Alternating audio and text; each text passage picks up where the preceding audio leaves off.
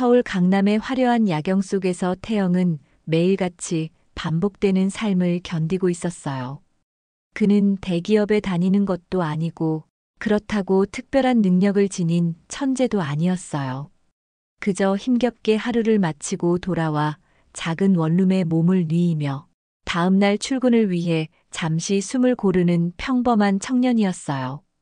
다만 최근 들어 심해진 어머니의 병원비 부담이 그의 마음을 점점 더 무겁게 짓누르고 있었어요.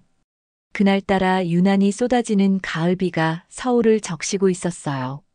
하늘이 잿빛으로 뒤덮인 가운데 직장인들은 모두 우산을 펼치고 황급히 버스 정류장이나 지하철역으로 향하고 있더군요. 그런데 태영은 작은 우산 하나 챙기지 못한 채 건물을 나섰고 급한 마음에 뛰어가다가 그만 물웅덩이에 발이 미끄러져 넘어지고 말았어요. 종아리와 팔이 아프기는 했지만 그보다도 기습적인 비에 옷이 흠뻑 젖어버려 더 난처했어요. 아픈 다리를 부여잡고 일어서려는데 벤치 아래쪽에서 번쩍이는 금속 광채가 눈에 들어왔어요. 혹시 쓰레기일까 싶어 가볍게 걷어내려다 가까이 다가가 보니 고급스러운 가죽 지갑이 보였어요.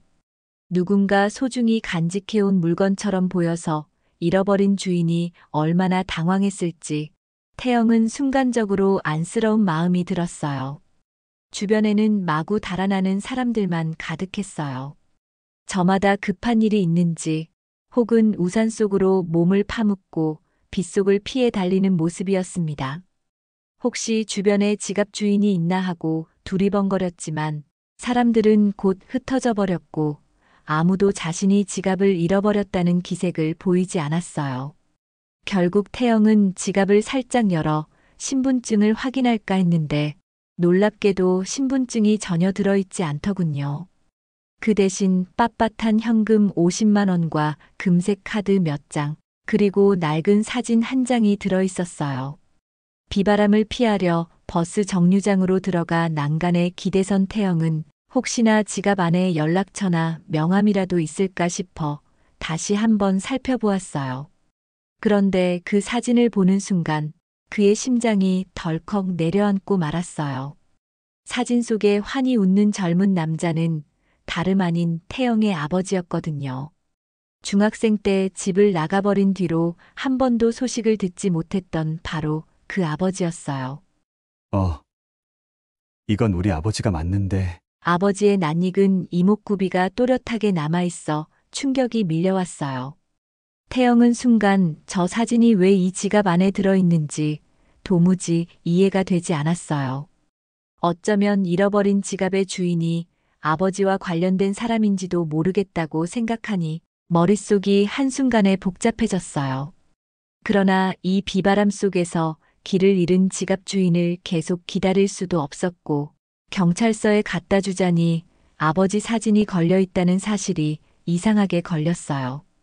오로지 이 지갑이 15년 넘게 연락이 없던 아버지를 찾는 단서가 될지도 모른다는 희망을 품게 만들었어요.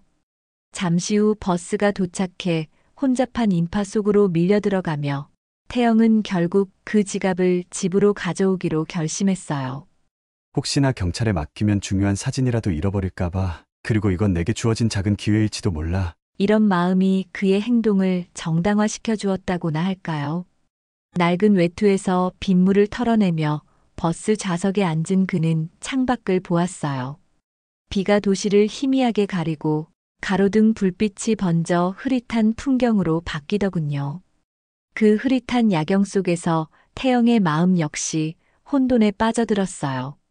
아버지가 왜 그 사진에 들어있을까? 이게 정말 우연인 걸까? 이 질문이 머릿속을 떠나지 않았어요. 아버지에 관한 기억은 희미했지만 남겨진 상처만은 분명하게 그를 붙잡고 있었어요. 거기에 어머니의 병원비 부담까지 겹쳐 자신이 어떻게 해야 좋을지 막막해졌어요. 그러나 적어도 지금 이 순간만큼은 아버지와 이어질 수 있는 이 지갑이 그의 손에 있다는 사실이 묘한 기대감을 자아냈어요. 태영의 아버지 김민혁은 15년 전 갑작스럽게 집을 나갔어요. 태영이 중학생으로 한창 민감한 시기였을 때라 그 충격은 말로 다 할 수 없었어요. 아버지는 사업 실패로 큰 빚을 지게 됐고 어느 날 새벽녘에 모든 걸 해결하고 돌아오겠다는 짧은 편지 한 장만 남긴 채 사라졌다고 해요. 그 이후 태영의 어머니는 홀로 가게를 이끌며 아들을 키워냈고 태영은 아버지 없이 사춘기를 겪어야 했어요. 아버지가 떠난 지 얼마 안 된 무렵 채권자들이 집에 들이닥쳐 난동을 부린 적도 있었어요. 그들은 집 안을 뒤지며 아버지가 어디로 갔는지 캐물었고 결국 당황스러운 순간이 반복되던 끝에 어머니와 태영은 원래 살던 곳을 떠나 작은 원룸으로 이사해야 했어요. 그 시절의 기억은 태영에게 너무나 쓰라린 과거였기 때문에 아버지와 관련된 일이라면 무조건 회피하려 했어요. 그런데도 아버지에 대한 원망보다 정말 다시 돌아올 수 있을까라는 희망이 더 컸던 것 같아요. 아이였기에 순수하게 아버지를 기다렸다고 할 수 있었겠어요. 그러나 세월이 흐르면서 아버지의 자리는 점차 희미해졌고 그에 대한 기대도 사라져버렸어요. 태영은 이제 어엿한 사회인이 되어 숨가쁜 일상에 매몰되었고 어머니는 암투병으로 병원을 오가며 고생하셨어요. 그런 상황에서 아버지는 여전히 돌아오지 않고 연락 한 번 없는 사람이 되어버린 셈이에요. 하지만 이번에 태영이 우연히 주운 지갑 속 사진에는 과거 전혀 알지 못하던 아버지의 활기찬 모습이 담겨 있었어요. 사진 속에는 젊은 아버지 옆에 아버지와 비슷한 나이대로 보이는 남성이 함께 어깨동무를 하고 있었어요. 그 뒤에는 낡은 펜으로 민혁과 세연 회장 1995년 첫 계약 성공 기념이라는 메모가 적혀 있더군요. 회장이라니, 뭐지? 태영에게는 이 모든 것이 낯설기만 했어요. 아버지가 평소에 대단한 인맥을 자랑한 적도 없고 사업이 부도가 나기 전까지 집안 형편도 그리 넉넉하지 않았거든요. 그런데 사진 속 아버지는 고급 양복을 입고 당당하게 서 있었고 옆에 남자는 재벌이나 대기업 오너 같은 아우라를 풍겼어요. 태영은 좀 더 자세히 알고 싶은 마음에 이 지갑을 단순히 잃어버린 물건으로 경찰에 맡기지 않기로 결정했어요. 이건 분명 아버지와 관련된 중요한 단서 같았거든요. 그날 밤 태영은 비가 흥건히 젖은 가방 속에서 지갑을 꺼내와 테이블 위에 펼쳐 놓았어요. 일단 가죽부터가 꽤 고급스러웠는데 안을 다시 살펴보니 신분증은 전혀 없었고 현금 50만 원, 금색 카드 몇 장, 그리고 구석에 끼워져 있던 낯선 명함이 눈에 띄었어요. 명함에는 세연그룹 회장 장세현이라는 문구가 또렷하게 박혀 있었어요. 세연그룹, 어디서 들어봤더라? 태영은 순간 머리를 굴려봤는데 뉴스에서 자주 들리던 대기업 재벌 이름 중 하나가 바로 세연그룹이었어요. 국내 10대 재벌에 꼽힐 만큼 큰 기업이라던데 설마 그 회장의 지갑일 수도 있나 싶어 살짝 소름이 돋았어요. 아무리 봐도 그 얼굴이 회장님 명함에 적힌 장세현과 일치할 것만 같았어요. 세월의 흐름이 남긴 주름이 있지만 전체적인 인상이 사진 속 남자와 겹쳐 보였거든요. 태영은 수많은 생각이 머릿속을 헤집고 지나가는 걸 느끼며 의문이 생겼어요. 아버지와 재벌 회장이 어떻게 얽힌 거지? 사업 실패로 집을 나갔다는 게 전부가 아니었나? 어머니가 늘 이야기해주던 아버지는 사업이 잘 안 돼서라는 설명과는 달리 이 사진 속 두 사람은 분명 성공적인 순간을 기념하는 분위기를 풍기고 있었어요. 게다가 첫 계약 성공이라는 말이 적혀 있다는 건 아버지가 이미 그 당시에는 꽤 성과 있는 일을 하고 있었을 가능성이 크잖아요. 그렇게 밤은 깊었지만 태영의 머릿속은 온갖 질문으로 가득 찼어요. 혼자 추측만 하기엔 정보가 턱없이 부족했어요. 그래도 적어도 하나는 확실했어요.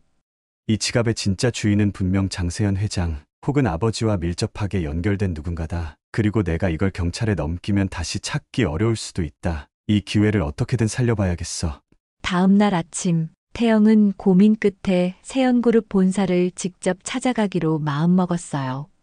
어차피 그냥 회사 측에 지갑을 돌려주겠다고 하면 회장님을 직접 보지 못해도 적어도 그 측근 정도는 만날 수 있지 않을까. 혹시나 아버지 행방에 대한 정보를 얻을 수 있다면 그것만으로도 큰 수확이 될 테니. 이런 마음이 그의 발걸음을 재촉했어요. 세연그룹 본사는 강남 중심부의 비싼 땅 위에 우뚝 솟은 초고층 빌딩으로 아침 햇살을 받아 유리창이 반사광을 뿜어내고 있었어요. 웅장한 로비에 들어서자 깔끔한 복장의 경비원과 안내데스크 직원들이 먼저 시선을 던지더군요. 태영이 검소한 정장을 입고 있었지만 이곳의 고급스러운 분위기와는 꽤나 거리가 있어 보였어요. 떨리는 마음을 다잡고 경비원에게 말했어요. 장세현 회장님을 좀 뵙고 싶습니다. 회장님의 지갑을 주었거든요. 처음에는 그들도 장 회장을 직접 만나겠다니 말도 안 된다는 눈초리로 태영을 쳐다봤지만 태영이 실제로 그 지갑을 보여주자 그들의 표정이 순식간에 바뀌었어요. 지갑 안 현금이며 카드를 확인하더니 이건 그냥 노숙자가 습득한 물건 수준이 아니라 정말로 중요한 물건이라는 걸 눈치챈 듯 했어요. 얼마 지나지 않아 고급 정장 차림의 비서가 급히 내려와 태영을 맞이했어요. 회장님께서 지갑이 돌아왔다고 매우 기뻐하셨습니다. 직접 감사 인사를 하고 싶다고 하니 저를 따라와 주시겠어요? 그러자 태영의 심장은 다시 빨리 뛰기 시작했어요. 설마 이렇게 쉽게 회장님을 만나게 되다니. 어떻게 해야 하지?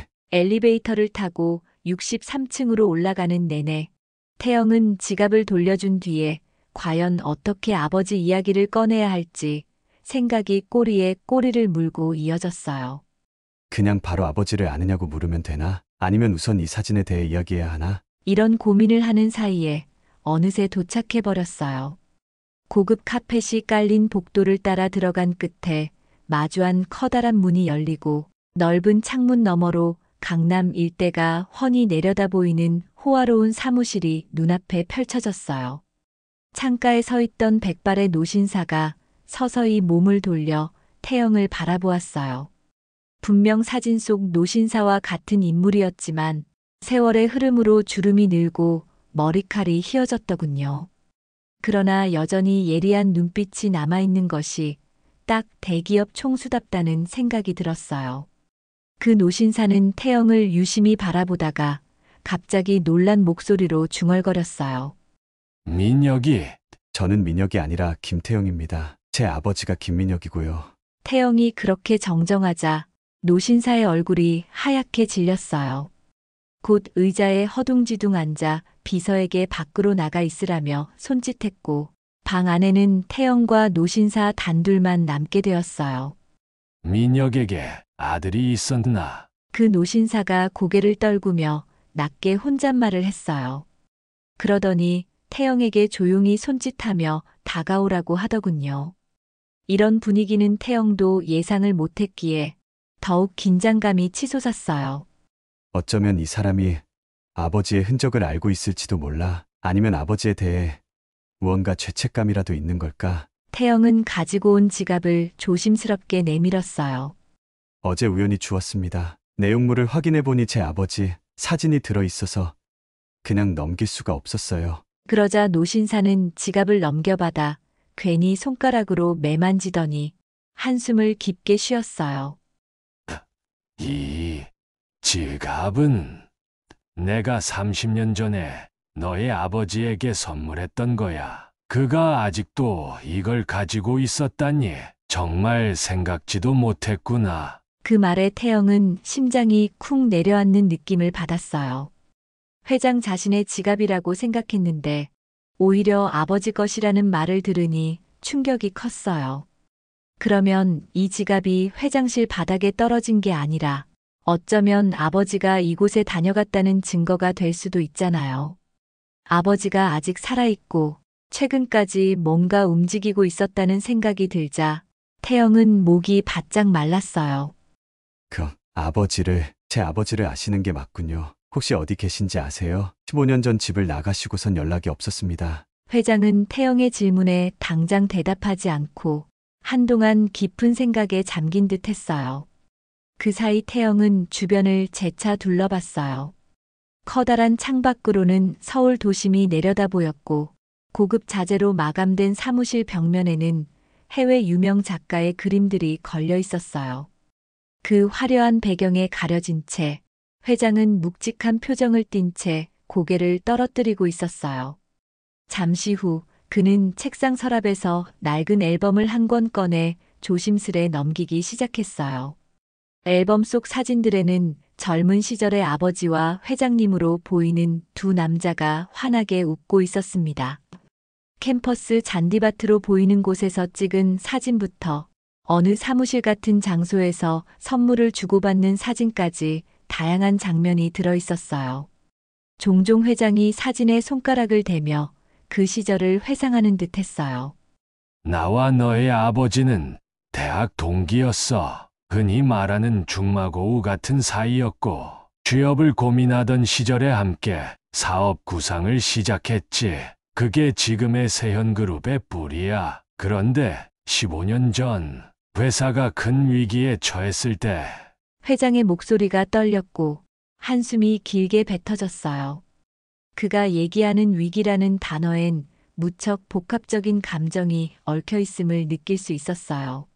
당시 정부 차원의 기업 비리 수사가 본격화되면서 우리 같은 기업들에 대한 감시가 매우 심해졌어. 내부적으로도 안 좋은 일이 꽤 있어서 회사가 무너질 위기에 처했지. 그리고 누군가 대표 책임자가 되어 모든 혐의를 뒤집어써야 한다는 결론에 이르게 되었어. 그 시점에서 너의 아버지 민혁이가 스스로 나서서 책임을 떠안았단다. 태영은 이해가 잘 되지 않았어요. 아버지가 직접 죄를 뒤집어 썼다니 그런 희생이 가능한 일인가 싶었거든요. 그런데 회장은 손가락으로 사진 한 장을 가리키며 너무나 쓰라린 표정으로 고백을 이어갔어요. 민혁이가 다 안고 가겠다고 대신 회사는 살려야 한다고 했어. 나를 포함해 다른 간부들을 보호하려고 말이지. 그때 나는 제대로 말리지 못했어. 아니, 사실 말리지 않았지. 그게 지금까지 내가 가장 후회하는 일이야.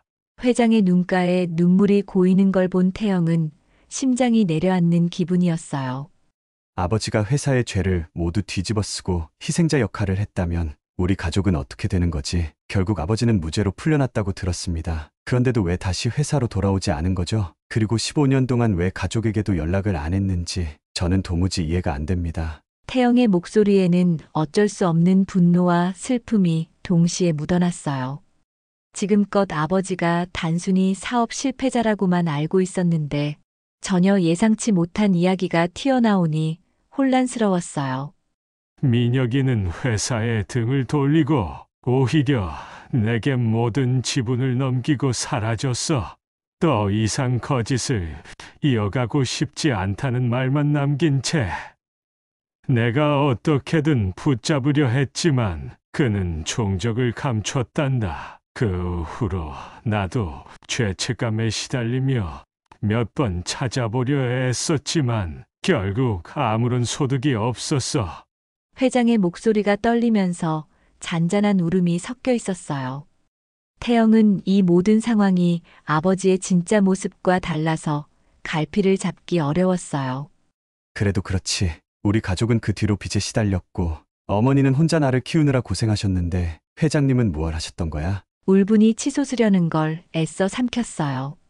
일단은 아버지의 행방이 가장 궁금했고 회장이 말한 희생의 진상이 진짜인지도 알아보고 싶었으니까요. 태영은 지갑에 꽂혀 있던 아버지의 사진을 꺼내 회장에게 보여주며 물었어요. 그럼 이건 회장님이랑 아버지가 함께 찍은 사진 같은데 뒷면에 1995년 첫 계약 성공 기념이라고 적혀 있었습니다. 아버지는 정말 이렇게 큰 기업을 공동으로 창업한 핵심 인물이었나요?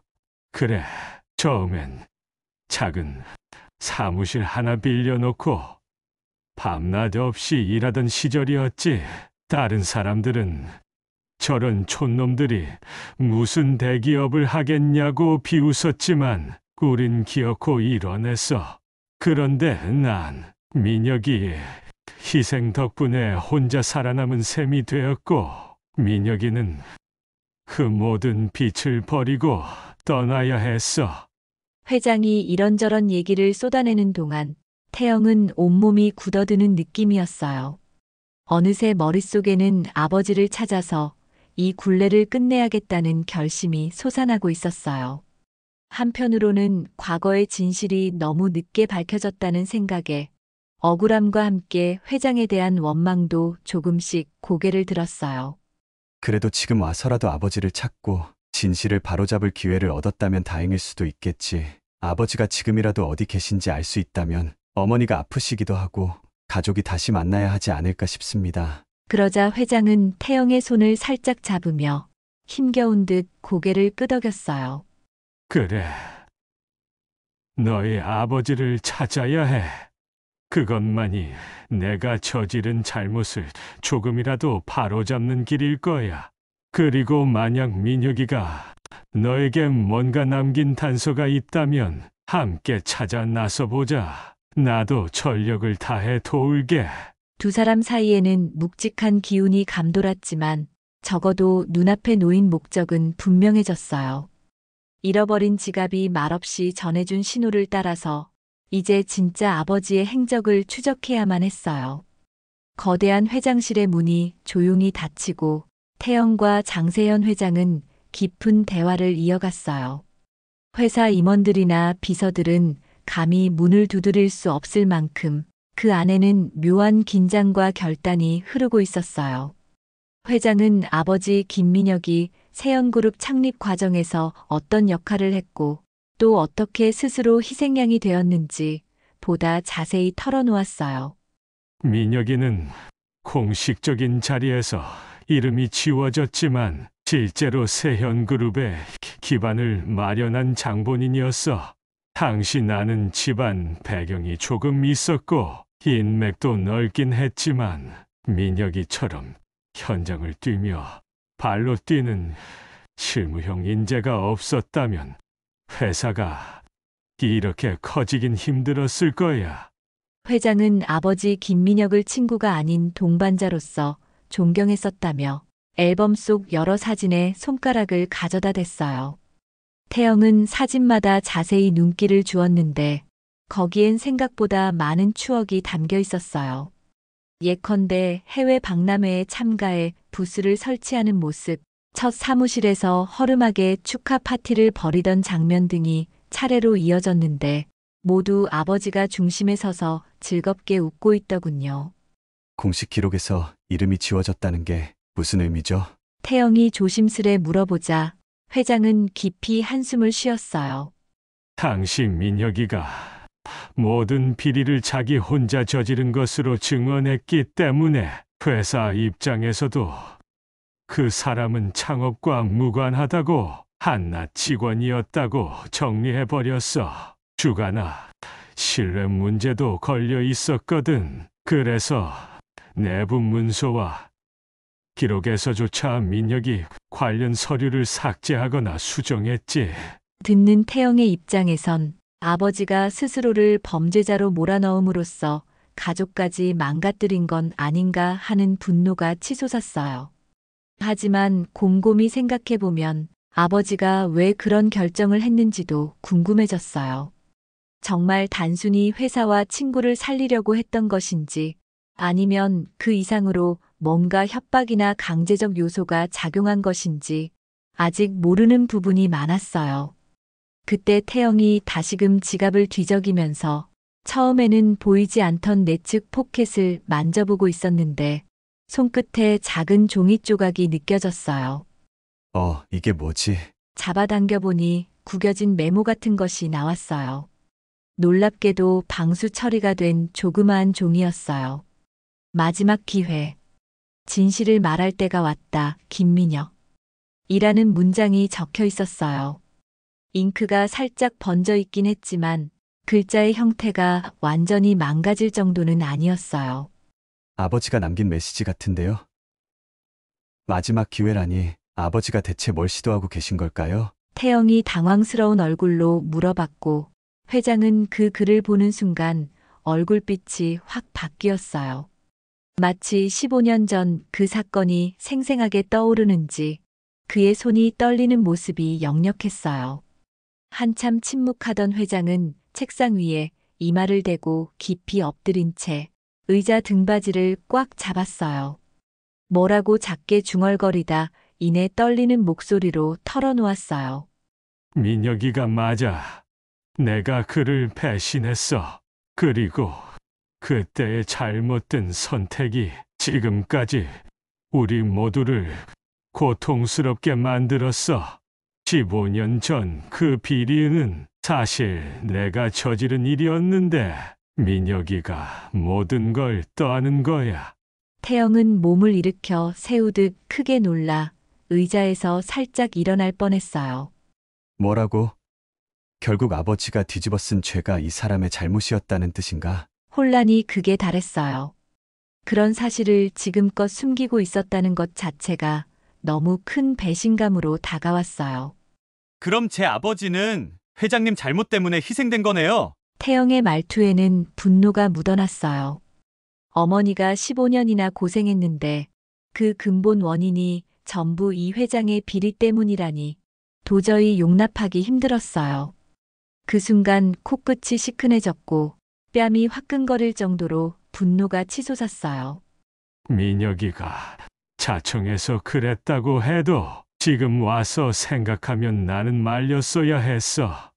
아니, 더 정확히는 민혁이가 떠안지 않도록 내가 나서서 막았어야 맞아.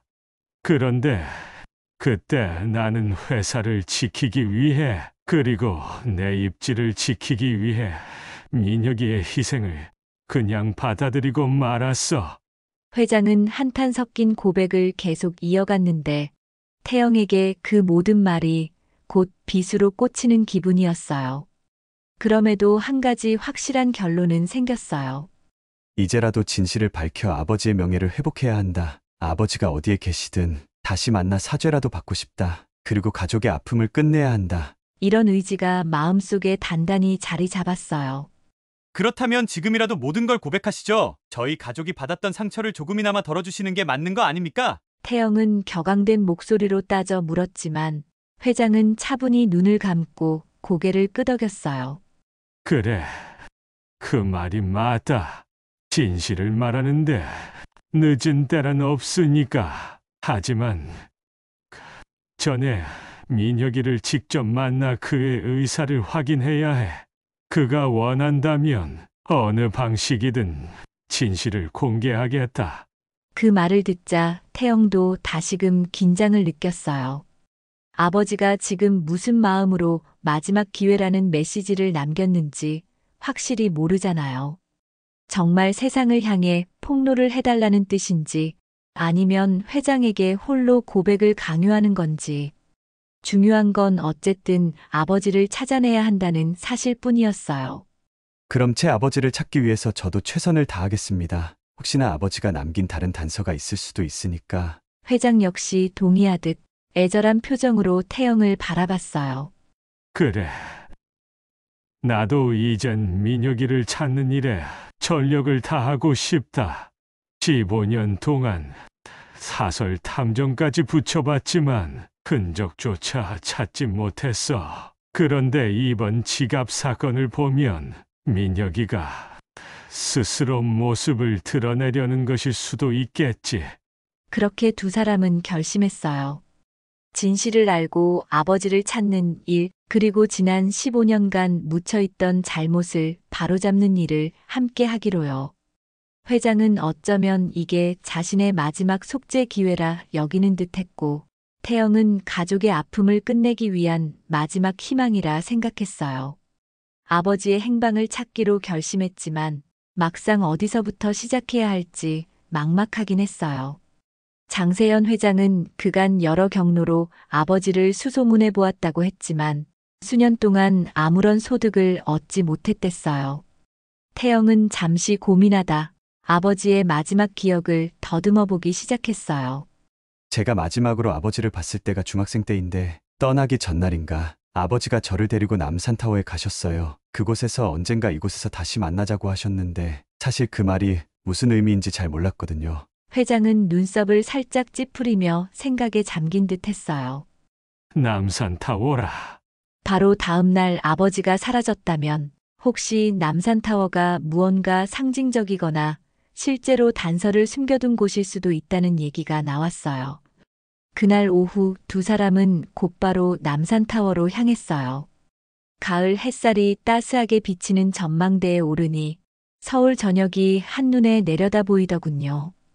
연인들이 자물쇠를 채워놓은 공간, 가족 단위 관광객, 외국인 관광객 등으로 북적였는데 태영은 쉴 틈도 없이 동쪽 난간을 찾아갔어요. 아버지가 분명 여기 동쪽 난간에서 저 아래쪽을 가리키며 비밀의 장소라고 했는데 난간 아래쪽 금속판이나 철골 구조 사이를 살피기 시작하던 태영은 문득 어린 시절 기억이 뚜렷해지며 자신이 손을 뻗었던 위치가 떠올랐어요. 여기쯤이었나? 조심스럽게 만져보니 어떤 얇은 금속판이 불안하게 붙어 있었어요. 너무 힘주어 뜯어낼까봐 조심스러웠지만 판때기를 살짝 들춰보자 작게 감춰진 공간이 보였어요. 안에서 나온 건 작은 방수 케이스 하나였어요. 손바닥만 한 크기의 열쇠와 종이 조각이 들어있었는데 종이에는 강원도의 어느 산골 마을로 보이는 주소가 적혀 있었어요. 아버지가 어렸을 때 살았던 고향이라는 말을 듣자마자 회장의 표정이 번쩍 바뀌었어요. 민혁이가 늘 그 고향 얘기를 많이 했었어. 은퇴하면 그곳에 내려가 평온히 살겠다는 말을 여러 번 했었지. 설마 정말로 그곳에 숨어 있었던 걸까? 태영도 흥분을 감추지 못했어요.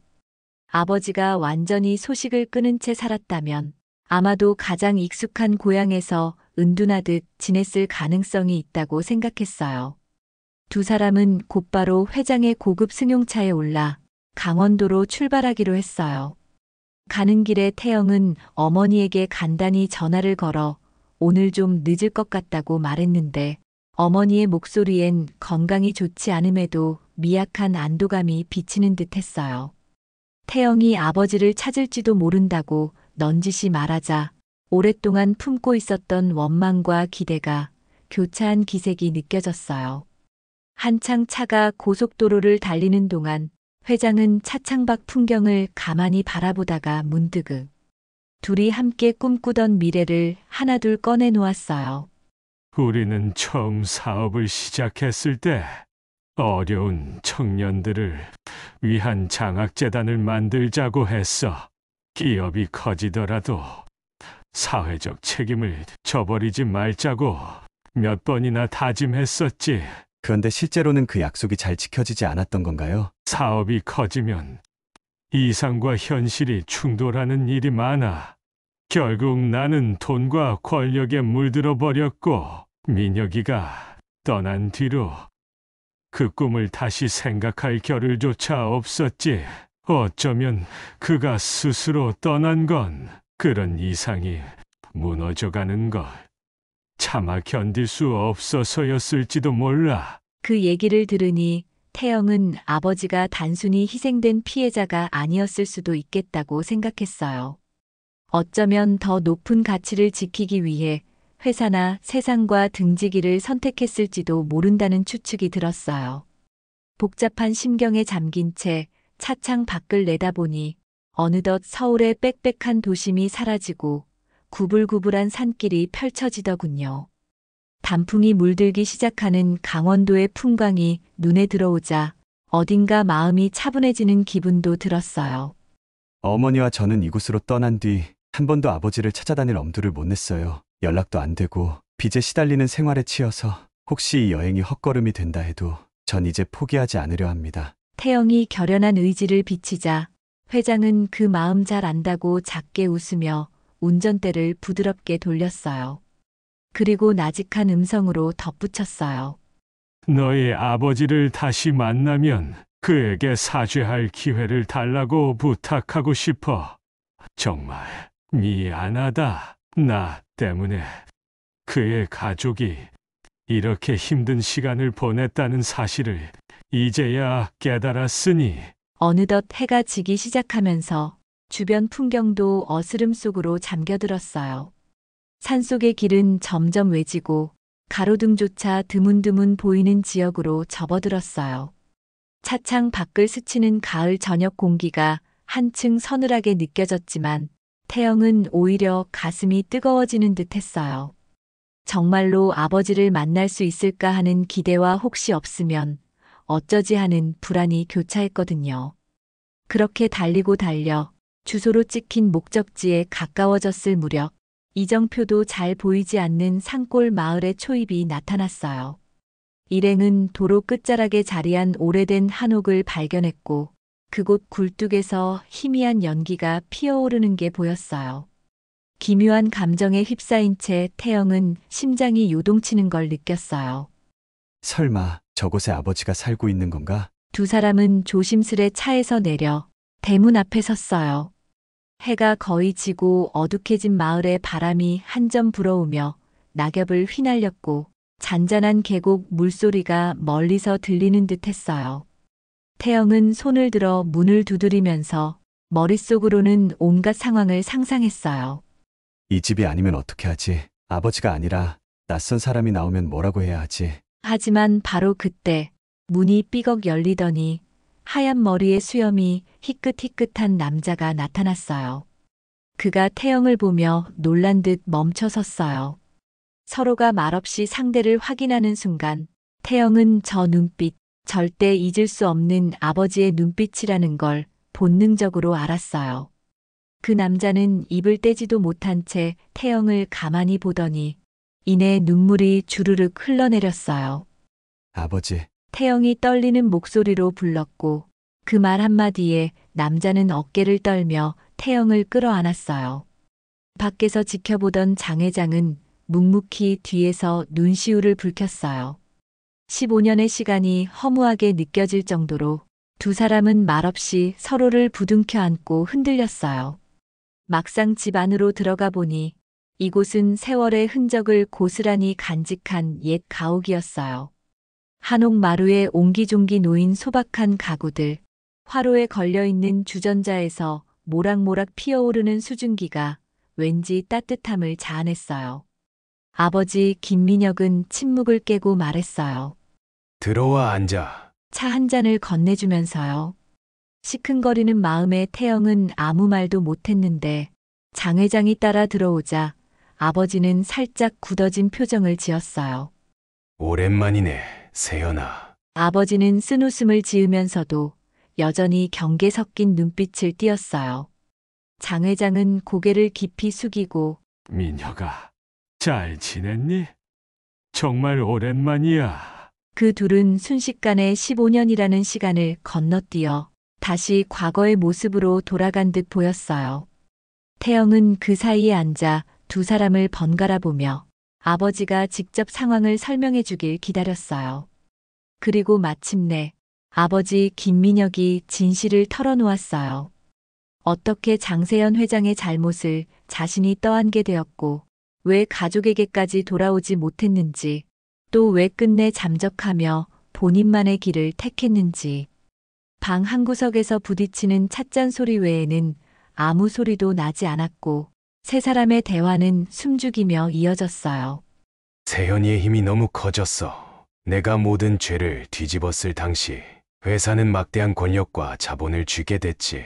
만약 내가 실제 진실을 폭로했다면 수많은 사람들의 일자리가 날아가고 회사는 무너졌을 거야.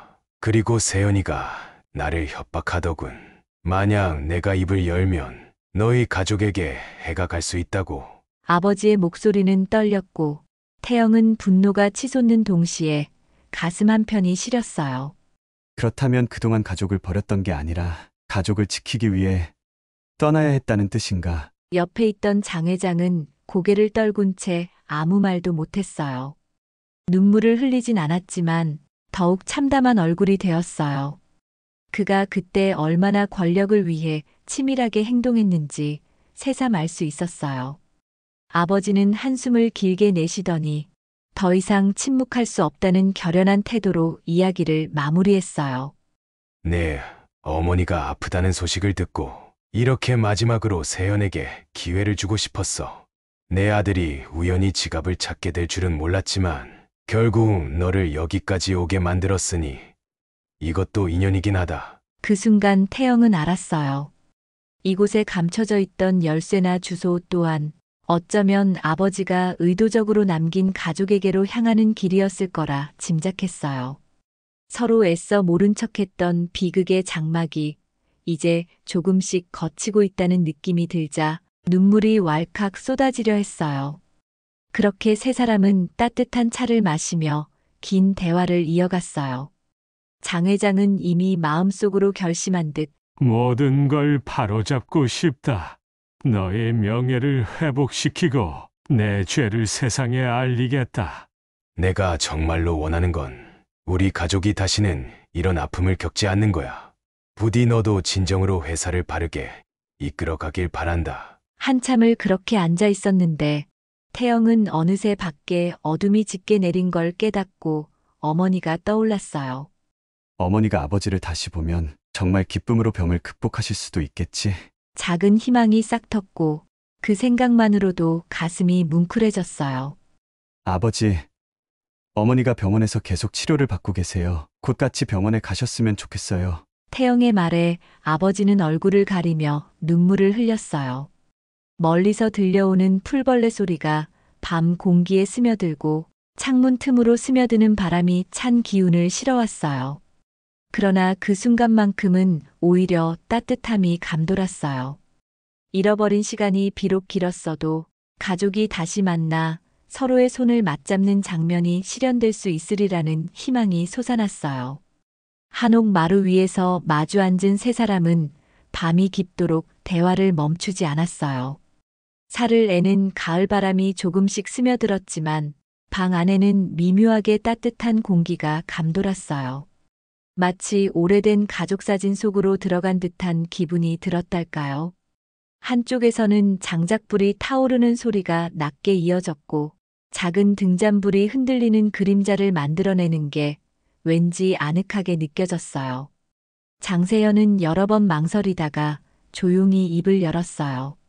민혁아, 너를 다시 보게 될 줄은 솔직히 상상도 못했어. 15년 전 그렇게 떠나지 않았다면, 아니, 떠나게 만들지 않았더라면 모두가 달라졌을까? 그 목소리에는 괴로움과 후회가 깊이 서려 있었어요. 김민혁은 한숨을 쉬며 고개를 떨궜어요. 돌아갈 수 없는 과거를 탓해봤자 무슨 소용이 있겠나. 너도 나도 그리고 태영이 엄마도 너무 오래 고통 속에 머물러 있었지. 하지만 더는 미뤄서는 안 될 것 같아. 너가 그런 결심을 했다면 나도 숨지 않고 함께 맞설 생각이야. 태영은 두 사람 사이에 흐르는 묵직한 분위기를 느끼면서 자신도 그 책임의 무게가 결코 가볍지 않음을 깨달았어요. 아버지가 단순히 집을 나간 실패자가 아니었고 장세현 역시 냉혹한 재벌 회장 그 이상의 복잡한 감정을 지닌 인물이라는 걸 알게 되었으니까요. 아버지, 그럼 내일부터 바로 서울로 돌아가시겠어요? 어머니가 계신 병원도 가봐야 하고 무엇보다 지금 당장 진실을 밝히고 싶어 하는 장 회장님의 뜻에 답해 주셔야 하잖아요. 태영이 조심스럽게 말을 꺼냈는데 김민혁은 잠시 말을 고르더니 고개를 끄덕였어요. 그래야겠지. 하지만 그 전에 이 집을 마무리해야 해. 내가 15년간 살아온 공간이고 언젠가 다시 돌아올지도 모르니까 내가 조금만 도와준다면 이사 정리는 내일 새벽이면 끝날 거야. 그 말에 태영은 눈을 반짝이며 대답했어요. 당연하죠. 그러자 장세현도 나도 도움이 된다면 뭐든 하겠어. 라고 하긴 했지만 왠지 이 한옥집에서는 어색한 손님 같은 느낌이 들었는지 조용히 한쪽 구석에 앉아 있었어요. 그날 밤 김민혁은 태영에게 마루 밑 수납장에 넣어둔 서류 뭉치를 하나 꺼내 달라고 했어요. 여러 해가 지나 낡아 보이는 서류 봉투였는데 안에는 오래된 문서와 조그마한 메모지가 잔뜩 들어 있었어요. 이건 너가 중학생 때까지 모아둔 생활 기록부랑 너가 쓴 일기장 복사본 같은 거야. 그동안 직접 찾아볼 수 없었지만 나름대로 계속 수소문해서 모았어. 너가 어떻게 자라는지 보고 싶어서. 아버지의 말에 태영은 울컥했어요. 자신이 몰랐던 곳에서 아버지가 계속 자신의 흔적을 찾고 있었다는 사실이 믿기지 않았거든요. 김민혁은 돌이킬 수 없는 시간을 아쉬워하는 듯 중얼거렸어요. 그 시절에 내가 너와 함께 있어줄 수 있었다면 얼마나 좋았을까? 태영은 무어라 대답해야 할지 몰랐지만 마음 한구석이 따뜻해지면서 동시에 시큰거렸어요. 그렇게 부자가 밤새 마루와 창고를 오가며 짐을 정리했고 장세현은 부자가 풀어내는 추억담을 가만히 지켜보았어요. 아침이 밝아올 즈음 세 사람은 간단히 씻고 나서 오래된 한옥의 짐가방 몇 개만 남겨둔 뒤 차에 올랐어요. 김민혁은 뒤돌아 한옥을 한참 바라보더니 조용히 속삭였어요. 그동안 이곳에서 숨어 살았지만 그래도 평온함만은 얻었지. 돌아갈 날이 또 있을지도 모르니까 정을 너무 많이 떼지는 말자. 그리고는 떨리는 목소리로 말했어요. 가자. 서울로 돌아가자. 장세현은 운전석에 앉아 깊은 숨을 내쉬었어요. 강원도의 산골 마을에서 서울까지 이번에도 직접 핸들을 잡고 싶다고 했거든요. 한옥집 앞 마당에서 출발해 산길을 내려오는데 차창 밖 풍경이 어느새 눈부시게 펼쳐지고 있었어요. 태영은 뒷좌석에서 조용히 아버지를 바라보며 다시 서울이라는 거대한 현실 속으로 들어갈 생각을 하니 설렘과 두려움이 동시에 밀려왔어요. 한참을 달려 어느 휴게소에 도착했을 무렵 김민혁이 갑자기 화장실에 다녀온다고 하더니 주차장 벤치에 홀로 앉아 있더군요. 태영은 무슨 일인가 싶어 걱정스럽게 다가갔어요. 아버지, 어디 불편하세요? 김민혁은 살짝 웃으며 고개를 흔들었어요. 아니, 그냥 이대로 서울로 가면 정말 15년 전 그 시절로 돌아갈 수 있을까 하는 생각이 들어서. 많은 게 바뀌었을 텐데 내가 너무 뒤늦게 나타난 건 아닐까? 그 눈빛엔 어딘지 모르게 불안감이 느껴졌어요. 태영은 살짝 망설이다가 아버지의 어깨를 가볍게 두드렸어요. 늦었다고 생각해도 안 하는 것보단 낫잖아요. 그리고 어머니가 아버지를 만나면 정말 기뻐하실 거예요. 저도 앞으로 같이 있고 싶고요. 그 말에 김민혁은 담담하게 웃음을 보였어요. 그래, 너가 있기에 용기가 생긴다. 같이 가보자. 차에 돌아온 뒤 장세현은 둘에게 작게 미소를 건네며 시동을 걸었어요. 무슨 고민이라도 있나 했는데 나는 어서 서울에 가서 민혁이와 내 어머니가 다시 만나길 바라고 있어. 아마 병상에 계신 부인이 가장 필요한 건 민혁이일 거라고 생각하거든. 재회, 그리고 용서. 결국 세 사람은 늦은 오후 무렵 서울 시내에 도착했어요. 초고층 빌딩과 빛나는 간판들, 바삐 오가는 행인들까지 강원도의 한적함과는 완전히 대조적이었어요.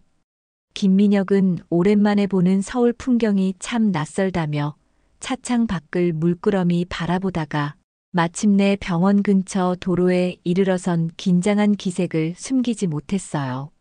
내가 그 병실로 들어갈 자격이 있을까? 내 엄마한테 너무 미안해서 난 아직도 내 얼굴을 어떻게 보여야 할지 모르겠구나. 그 말에 태영은 잠시 말을 잇지 못하다가 괜찮다며 아버지를 안심시키려 했어요. 어머니도 처음에는 당황하시겠지만 결국 가장 기다린 사람이 아버지였어요. 그러니까 더 늦기 전에 만나주세요. 병원 복도는 유독 쾌쾌한 소독약 냄새가 퍼져 있었고 중간중간 휠체어나 환자복을 입은 사람들이 지나쳤어요. 그 사이를 조용히 걸어가면서 김민혁은 점점 더 표정이 굳어졌어요. 문손잡이를 잡기 전에는 손이 떨릴 정도였어요. 아버지, 괜찮아요. 그냥 그대로 들어가면 돼요. 태영이 안심시켜주자 김민혁은 살짝 고개를 끄덕였어요. 그리고 문을 조심스레 열었어요. 침대 위에는 어머니가 베개에 기대어 창밖을 바라보고 있었어요. 병실에 들어서는 인기척을 느끼고 돌아본 순간 그녀의 눈빛은 순간 멈춰버린 듯 했어요.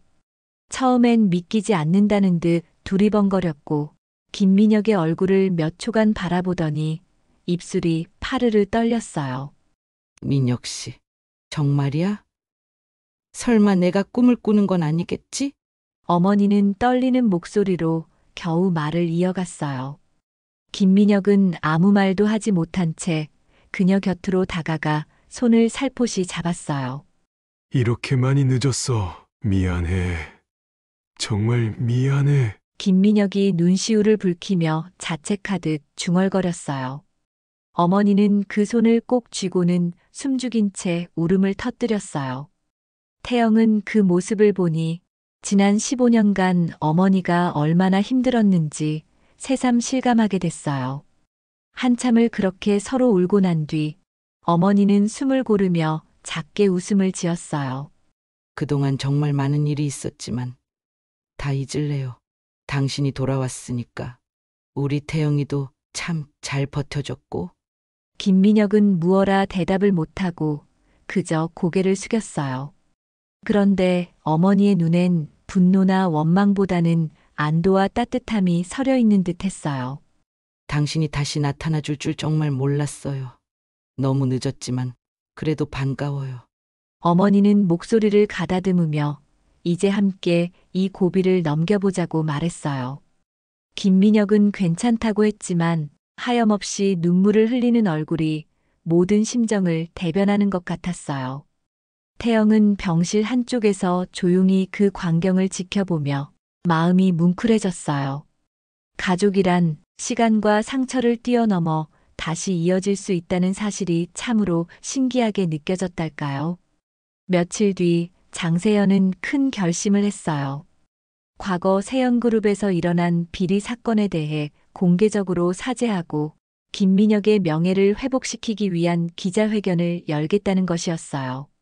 그룹 홍보실과 법무팀이 만류했지만 그는 더 이상 미룰 수 없다고 했어요.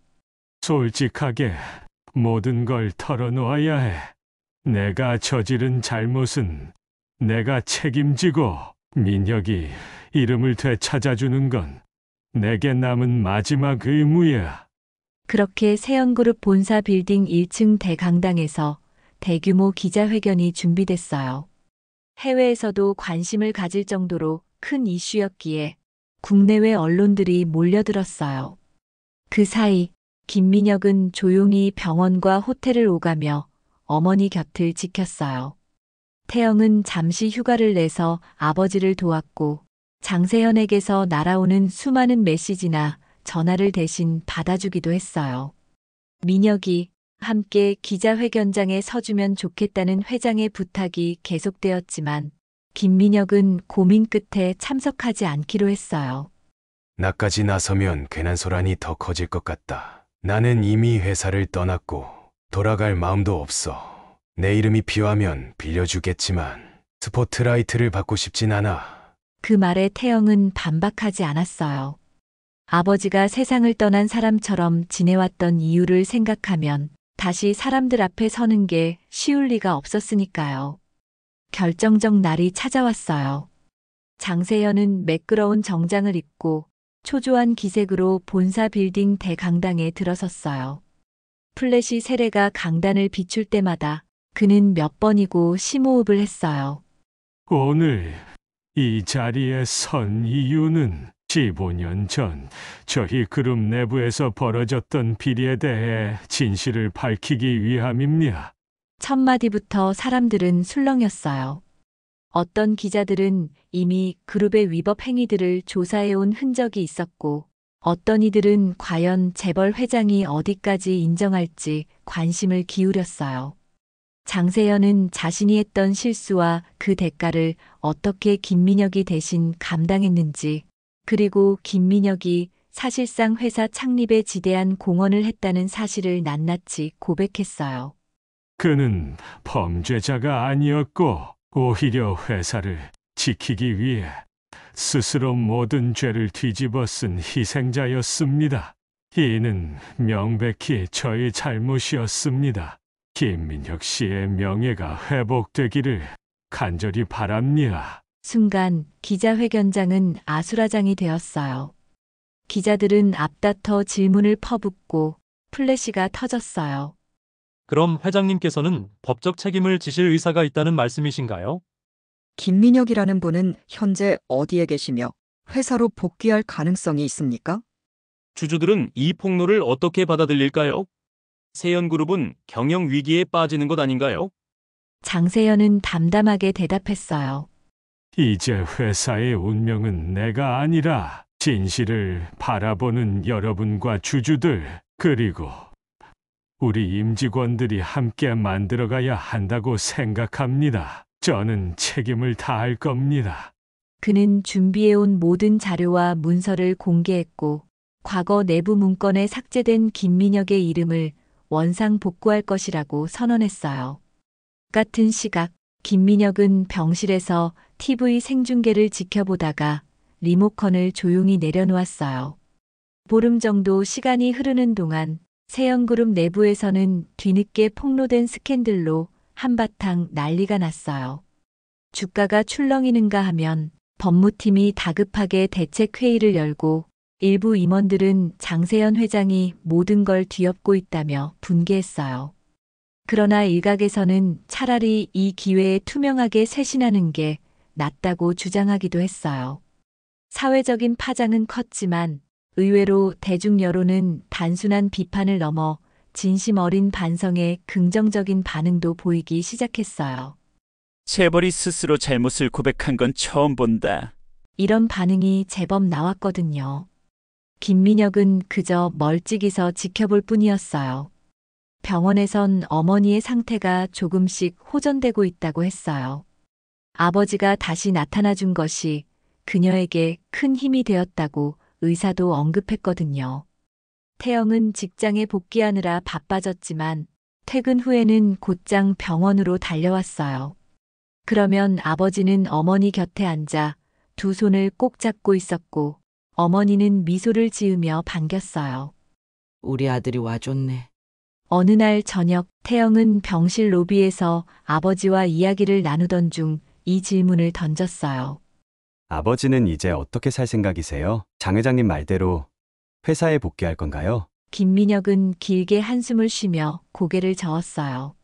더 이상 그곳으로 돌아가고 싶진 않아. 그 시스템 안에서는 내 방식대로 살아갈 수 없을 거야. 이번에 장세현이 진실을 밝힌 것만으로도 나에겐 충분해. 그리고 내가 앞으로 해야 할 일이 남아있어. 태영이 고개를 갸웃하자 김민혁은 잔잔히 웃었어요.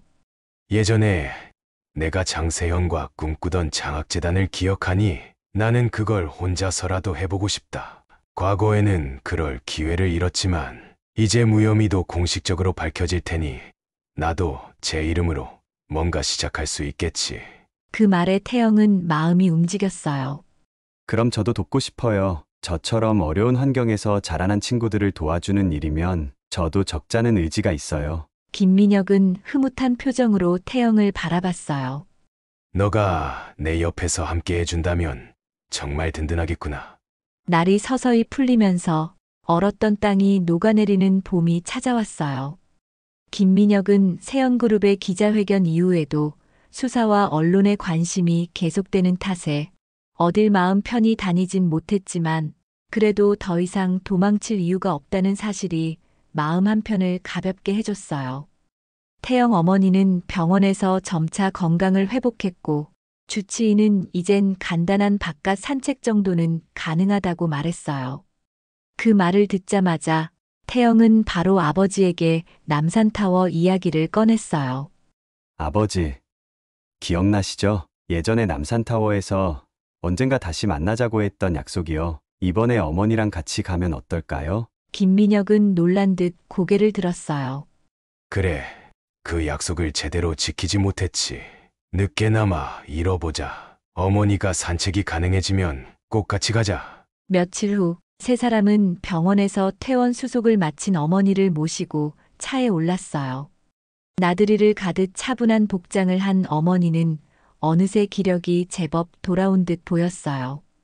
창가에 앉아 한껏 부드러운 햇살을 받으며 환하게 웃었어요. 오래간만에 바깥 공기를 맡으니 기분이 참 좋네. 태영은 그런 어머니를 보며 마음이 벅차올랐고 김민혁도 당부했어요. 천천히, 무리하지 않고 구경만 하자. 남산타워 주차장에 도착해서 엘리베이터를 타고 전망대로 올라가는 동안 어머니는 계속 태영과 김민혁의 팔을 번갈아 붙잡았어요. 정말 두 사람 다 곁에 있다는 게 꿈만 같아. 어쩌면 이렇게 다시 만나게 됐는지. 전망대에 올라가 보니 사방으로 펼쳐진 서울 시내가 한눈에 들어왔어요. 파릇파릇한 새싹이 돋고 도심에는 분주히 움직이는 차들과 건물들이 보였어요. 봄 햇살이 살짝 뿌옇게 비치면서 하늘도 눈부시게 맑아 보였어요. 김민혁은 동쪽 난간 근처로 천천히 걸어가 거기서 잠시 멈춰 섰어요. 아버지, 여기 맞죠? 그때 저한테 분명 여기서 뭔가를 보여주셨잖아요. 태영이 가리킨 방향 아래쪽에는 예전에 열쇠와 주소가 숨겨져 있던 금속판이 있던 자리였어요.